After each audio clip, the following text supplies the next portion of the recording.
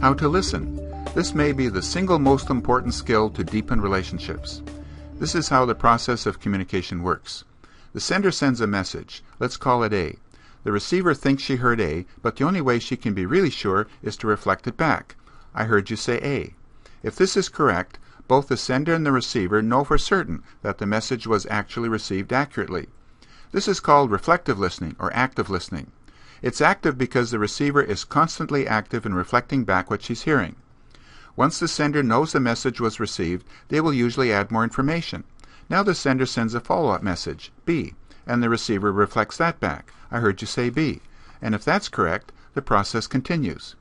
When people first hear that good listening is all about reflecting back what they heard, it may sound stupid. It's not. All professional listeners, such as counselors and therapists, practice active listening skills. Let's see how the dialogue develops when a husband meets his wife who's had a hard day at work. You'll see how his reflective statements show he's listening and encourages her to keep talking. I'm so glad to see you. I've had a rough day. A rough day reflects her wording. 2 people called in sick today. Wow, that's frustrating. That reflects her feeling. Especially with month-end coming up. That's the worst time. Reflects her message.